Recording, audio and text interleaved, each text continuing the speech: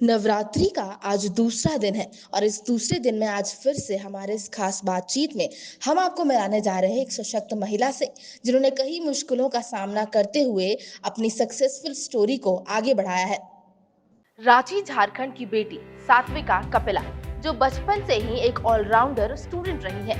इनकी रुचि कई सारी फील्ड में रही जैसे dancing, singing, social service, debate, Gita chanting, sports recitation और ड्रामा, और इन्हें काफी प्राइजेस भी मिले हैं। इन्होंने बचपन में ही ठान लिया था कि वे बड़े होकर ह्यूमन सर्विस करेंगी क्योंकि किसी भी मनुष्य को दर्द में वे नहीं दे सकती थी और उन्होंने इसी वजह से फिजियोथेरेपिस्ट बनने का निर्णय लिया। उन्होंने कई सारे हॉस्पिटल जैसे sir Gangaram hospital Delhi, max hospital Delhi और इस्पात हॉस्पिटल रांची में भी काम किया है और NIS पटियाला और पंजाब अमृतसर में प्रैक्टिस करने वाले एलीट प्लेयर्स के साथ एक्सपीरियंस लिया है। इन्होंने हमेशा अपने जीवन में हर मुश्किलों का सामना करते हुए आज यहाँ ये मुकाम हासिल किया है। नमस्कार, मैं हूं Shaheen Ali. JK news network के सेगमेंट खास बातचीत में आप सभी का स्वागत है, जहां हम आपकी हमेशा रूबरू करवाते एक नई हस्ती के साथ। तो आज हमारे साथ मौजूद है रांची झारखंड की रहने वाली सात्विका कपिला, जिन्होंने बचपन से ही ठान लिया था कि उन्हें बड़े होकर एक फिजियोथेरेपिस्ट बनना है।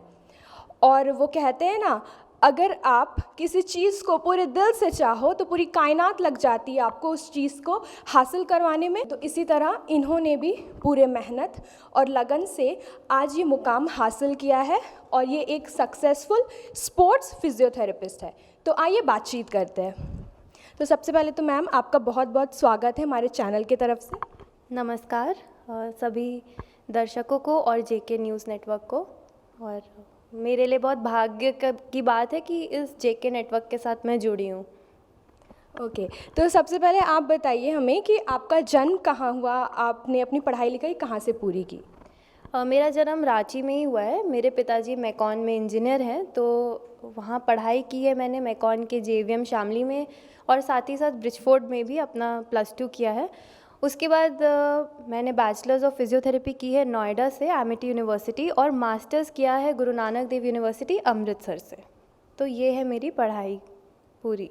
ओके, तो आपने फिजियोथेरेपिस्ट की पढ़ाई की, तो मतलब बचपन में जब आपने सोचा मुझे ये बनना है बड़े होकर, क्या ऐसा इंस्टिंक्ट आया, मतलब क्या सोचकर आप इस लाइन को चुना? शुरू से मेरे को ह्यूमन सर्विस करने का बहुत ज़्यादा मन था और मेरे को डॉक्टर बनना था, but I was a very sensitive kid. तो मेरे को ब्लड से उस वक्त डर लगता था, अब ऐसा कुछ नहीं है। तो 11th में जब हम थे तो मेरे मदर को फ्रोज़न शोल्डर हुआ था एक बार। तो लालपुर में एक डॉक्टर उमा सेन गुप्ता है, फिजियोथेरेपिस्ट है, तो हम उनके पास विज़िट किए थे। तो पहली बार मेरे को इस कंसेप्ट के बारे में पता चला कि फिजियोथेरेपी एक मेडिकल की लाइन है, और मेरे को बहुत अच्छी लगी। और उस दिन से ही हमने ठान लिया था कि मेरे को फिजियोथेरेपी ही आगे पढ़ाई करनी है, and then I started working on it. तो चूँकि आप एक फिजियोथेरेपिस्ट है, तो आप हमें बताइए कि एक फिजियोथेरेपिस्ट का क्या रोल होता है, क्या काम करते हैं वो? जो फिजियोथेरेपिस्ट है वो बेसिकली एक इंसान के लाइफ में क्वालिटी ऐड करता है। फिजियोथेरेपिस्ट की भी काफ़ी सारी ब्रांचेस होती है। मेरा स्पेशलाइजेशन स्पोर्ट्स में है, तो मैं उसके बारे में बात करूँगी आपसे। तो स्पोर्ट्स फिजियोथेरेपिस्ट का ये काम होता है कि एथलीट की परफॉर्मेंस, उनका रिहैबिलिटेशन, उनकी इंजरी को प्रिवेंट करना और उनके ट्रीटमेंट में उनकी परफॉर्मेंस बढ़ाने में रोल फिजियोथेरेपिस्ट, स्पोर्ट्स फिजियोथेरेपिस्ट का होता है। और इसके अलावा उसमें और भी काफ़ी ब्रांचेज़ हैं, जैसे न्यूरोलॉजी हो गई, ऑर्थोपेडिक्स हो गई, गायनी हो गई, पीडियाट्रिक्स हो गई। तो हर लाइन का एक अलग रोल है। जैसे ऑर्थोपेडिक्स है, वो जनरल पब्लिक को किसी भी नी में प्रॉब्लम है, कभी फ्रैक्चर हुआ है, सर्जरी के बाद वो देखते हैं। गायनी जो है वो कभी प्रेगनेंसी के टाइम पे कोई दिक्कत हुई, उसके बाद उनका रिहैबिलिटेशन कराना। पीडियाट्रिक्स है, वो बच्चों को देखते हैं, बच्चों में जैसे सेरेब्रल पाल्सी जैसी डिजीज़ेज़ हो जाती हैं। और ICU में कई बच्चे पैदा होते ही जब जन्म लेके बाद ICU में एडमिट होना पड़ता है कई रीजंस के वजह से। तो उनकी लंग्स की फंक्शनिंग देखना, उनके एक्शन देखना। तो हर फिजियोथेरेपिस्ट की जो लाइन है स्पेशलाइजेशन, सबका अलग अलग डिफरेंट रोल है। अच्छा, तो चूँकि आप इस चीज़ को लेकर 7-8 साल आपने पढ़ाई करा और अभी आप आगे इस चीज़ में और काम करेंगी, तो अब तक का आपका क्या एक्सपीरियंस रहा एज अ फिजियोथेरेपिस्ट? क्या आपने मतलब एक्सपीरियंस करा, अच्छा बुरा, वो बताइए। देखिए, मेरे को अपने प्रोफेशन से बहुत ज़्यादा प्यार है। तो मेरा एक्सपीरियंस काफ़ी अच्छा रहा, मेरे कोई ऐसे बैड जर्नी में ऐसा कुछ नहीं हुआ। बट अभी फ़िलहाल मेरे को ये ऐड करना है कि इंडिया में अभी जागरूकता काफ़ी कम है और स्पोर्ट्स फिजियोथेरेपिस्ट की बहुत ज़्यादा ज़रूरत है इस वक्त। और हमारे जो देश में एथलीट्स हैं वो किसी भी देश से बहुत ज़्यादा टैलेंटेड हैं, चाहे वो ऑस्ट्रेलिया ले लीजिए, अफ्रीका ले लीजिए, जमाइका ले लीजिए, कहीं भी टैलेंट बहुत ज़्यादा है। लेकिन क्योंकि कंडीशनिंग प्रॉपर नहीं हो पा रही है एथलीट्स की, इस वजह से वो लोग बाकी कंट्रीज़ जैसा बहुत अच्छा परफॉर्म हर स्पोर्ट्स में ओलंपिक मेडल्स लाना कर रहे हैं, बहुत अच्छा नाम दे रहे हैं हम लोग इंडिया को, बट उस लेवल का नहीं हो पा रहा है क्योंकि जागरूकता की कमी है। क्या खाना है, क्या नहीं खाना है, चोट लग गई, कई प्लेयर्स बहुत ताकत होती है उन लोगों में, बहुत मोटिवेटेड होते हैं, वो इंजरी में भी पेन में खेलते हैं, तो उनको ये नहीं पता है कि कब रुकना है। इंजरी में खेल लिए, उनका करियर कम हो जाता है, कैसे रिकवरी करनी है। तो इन चीज़ों के ऊपर जागरूकता के लिए स्पोर्ट्स मेडिसिन लाइन का बहुत ज़्यादा रोल है। तो मेरे एक्सपीरियंस के हिसाब से इसकी जागरूकता बढ़ानी है। अच्छा, तो आपने एक बहुत ख़ास बात कही कि हमारे कंट्री में बहुत टैलेंट है, बट ओलंपिक में कहीं ना कहीं वो मतलब एज़ कम्पेयर टू बाकी कंट्री के जैसे कुछ कम परफॉर्म कर पाते। तो आपको क्या लगता है इसका क्या रीज़न है? आप जो हमारे दर्शकों को बताना चाहिए जिससे हमारे जो भी स्पोर्ट्स पर्सन हैं या जो प्लेयर्स हैं वो इस चीज़ पे ध्यान दें। देखिए, कमी तो उनके प्रैक्टिस में, मेहनत में कहीं भी नहीं है, लेकिन बजट की थोड़ी प्रॉब्लम आती है। जैसे प्लेयर्स हैं, खूब खेलना चाहते हैं पर उनको प्रॉपर न्यूट्रिशन नहीं मिलता है।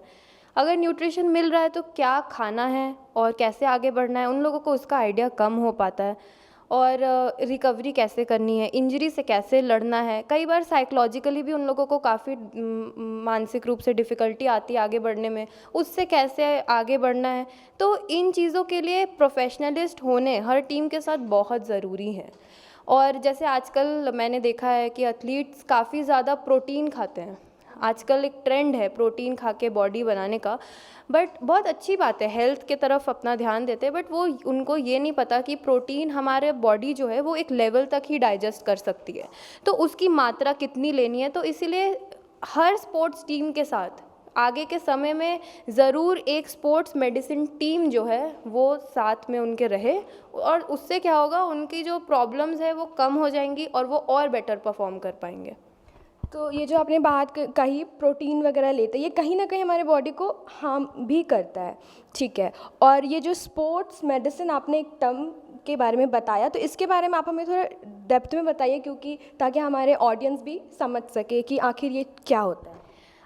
जैसे कि ऑर्थोपेडिक्स है या फिर न्यूरोलॉजी है, वैसे ही स्पोर्ट्स मेडिसिन भी मेडिसिन की एक लाइन है और एक अम्ब्रेला टर्म है। ऐसा नहीं बोल सकते कि एक डॉक्टर ही स्पोर्ट्स मेडिसिन का डॉक्टर है या फिर एक फिजियोथेरेपिस्ट ही स्पोर्ट्स मेडिसिन है, नहीं। स्पोर्ट्स मेडिसिन एक ऐसी ब्रांच है जो कि एथलीट के परफॉर्मेंस को, उसकी इंजरी प्रिवेंट करने में, अगर इंजरी हो गई तो उसके ट्रीटमेंट में, उनकी न्यूट्रिशन और साइकोलॉजिकल काउंसलिंग में, उनकी ट्रेनिंग में, उनकी स्ट्रेंथ में, उनका परफॉर्मेंस एनहांसमेंट में, हर तरह से परफॉर्मेंस को बढ़ाने की जितने भी क्राइटेरिया होते हैं, कैरेक्टरिस्टिक्स होते हैं, उसको पुश करती है ये टीम। तो क्योंकि आपका स्पेशलाइजेशन है स्पोर्ट्स के ऊपर, तो आपका बहुत एक्सपीरियंस रहा है प्लेयर्स के साथ, उनकी इंजरी देखी है आपने, उनका मेंटल हेल्थ देखा है कि जब कोई भी गेम्स वो जीतते हैं तो कैसा फील होता है या कोई हारते हैं तो आप कुछ एक्सपीरियंसेस शेयर करिए हमारे साथ कि प्लेयर्स के बारे में आपने क्या देखा, क्या सीखा।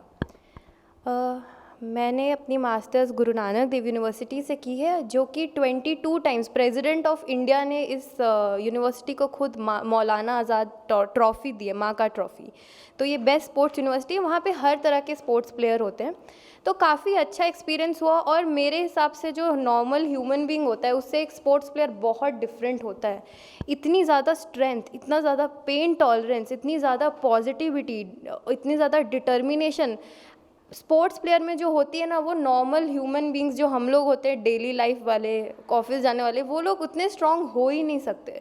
तो बहुत कुछ सीखने को मिलता है प्लेयर्स के साथ काम करने में। उनको पेन होता है, इतना ज़्यादा पेन होता है, कहते हैं कोई बात नहीं मैम, पेन है ना, ठीक है मैं खेलूँगा, और उसके बाद वो ट्रॉफ़ी जीत के आते हैं। तो इससे इतना कुछ सीखने को मिलता है जीवन में कि हम लोग छोटी छोटी प्रॉब्लम्स में इतना ज़्यादा दुखी हो जाते हैं।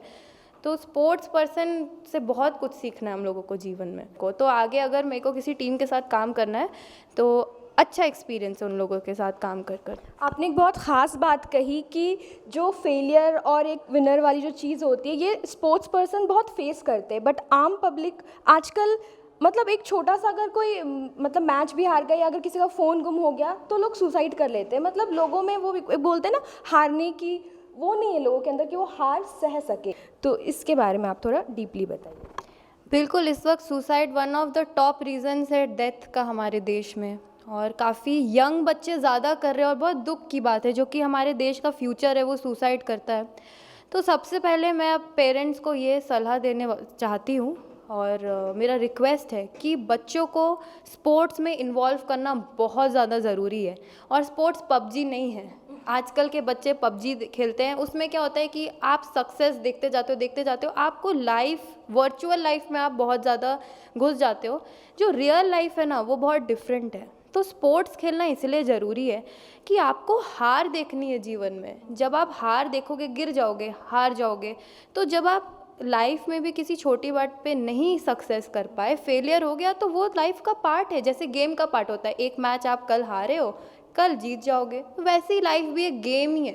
तो जब तक आपको स्पोर्ट्स एक्सपीरियंस नहीं होगा तब तक बहुत मुश्किल है आप लाइफ में आगे बढ़े। और तरीके होते हैं बट मेरे हिसाब से बेस्ट तरीका स्पोर्ट्स ही है। आज के यूथ को स्पोर्ट्स में इन्वॉल्व होना बहुत ज़्यादा ज़रूरी है, तभी सुसाइड कम हो जाएंगे।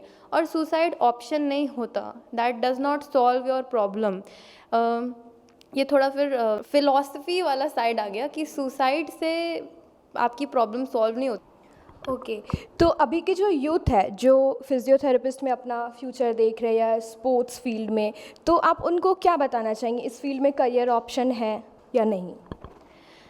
बिल्कुल, देखिए मैं एक छोटी सी चीज़, थोड़ा सा ऑफ ट्रैक जाऊंगी, पर मैंने जैसे प्लेयर्स के साथ जो एक्सपीरियंस है मेरा, कई बार प्लेयर्स जो है इतनी उनके अंदर हिम्मत होती है, बहुत अच्छी बात है, डिटर्मिनेशन होती है कि वो लोग इंजरी हो गई, कोई नहीं मैम मेरा पेन है मैं खेलूँगा, और वो खेलते हैं और उससे क्या होता है उनका करियर शॉर्ट हो जाता है। कई बार छोटी सी इंजरी इतनी बड़ी बन जाती है उनके लाइफ में कि वो आगे इंटरनेशनल नहीं जा पाते हैं।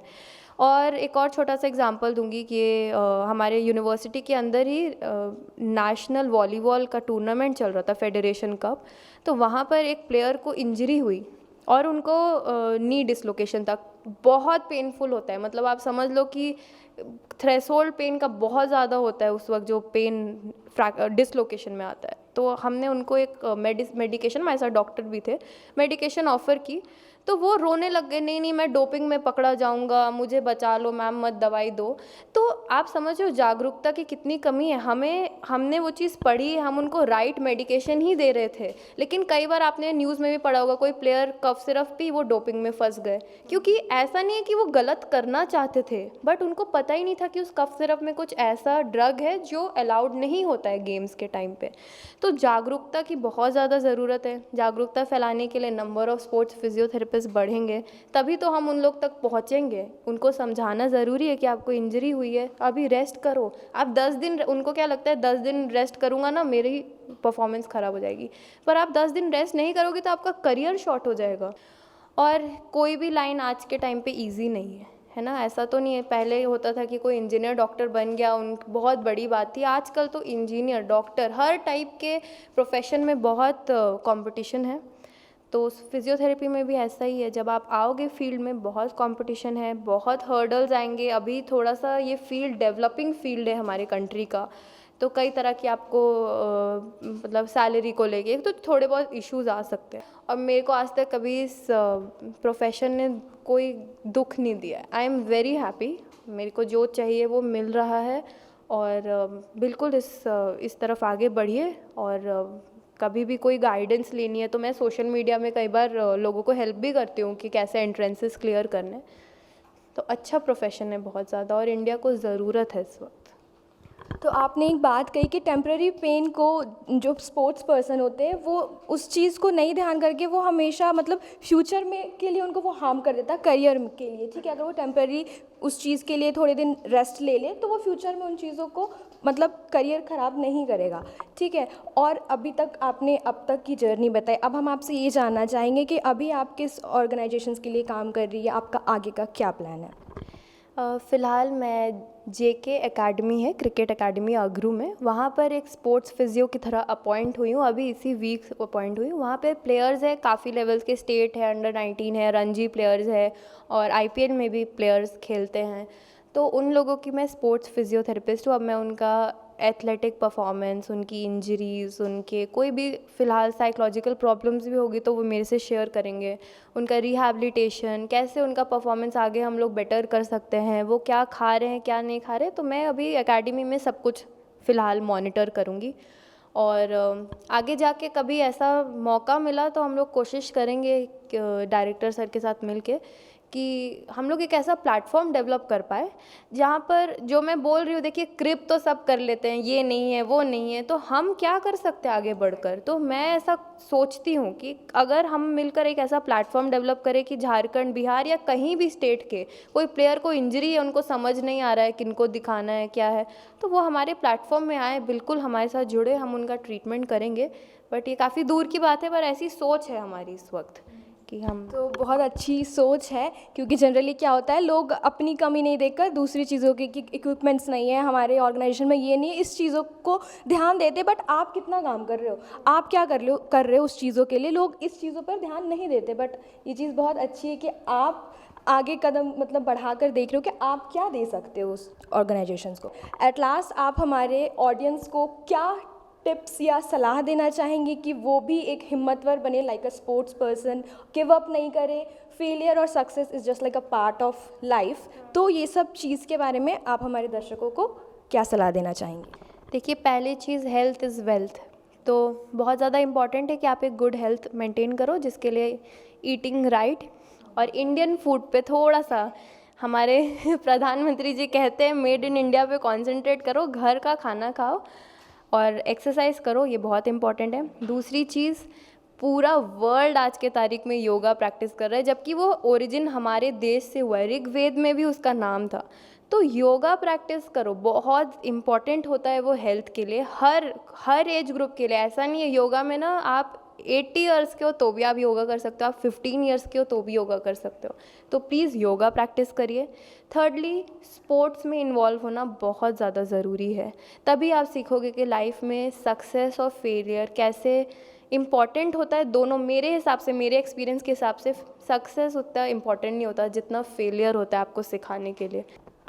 ओके, तो सात्विका कपिला जी, आपका बहुत बहुत शुक्रिया कि आप हमारे चैनल में आए और अपना कीमती समय दिए। Thank you so much. ये मेरे लिए बहुत बड़ी अपॉर्चुनिटी थी कि मेरे को आप लोगों ने ये प्लेटफॉर्म दिया। Thank you so much. तो ये थी हमारे साथ जेके न्यूज़ नेटवर्क के सेगमेंट खास बातचीत में सात्विका कपिला, जिन्होंने हमें बताया कि फेलियर और success is a part of life, और अगर हमारे लाइफ में हर्डल्स आते हैं तो उससे हमें मायूस नहीं होना चाहिए, क्योंकि वो हमें रोकने के लिए नहीं बल्कि हमें आगे बढ़ाने के लिए आता है कि हम एक अच्छे ह्यूमन बीइंग बन सके और एक सक्सेसफुल पर्सन बन सके। तो इसी के साथ अब मुझे दीजिए इजाज़त, तब तक के लिए बने रहिए जेके न्यूज़ नेटवर्क के साथ, और हाँ, हमारे चैनल को लाइक, शेयर और सब्सक्राइब करना ना भूलें। धन्यवाद।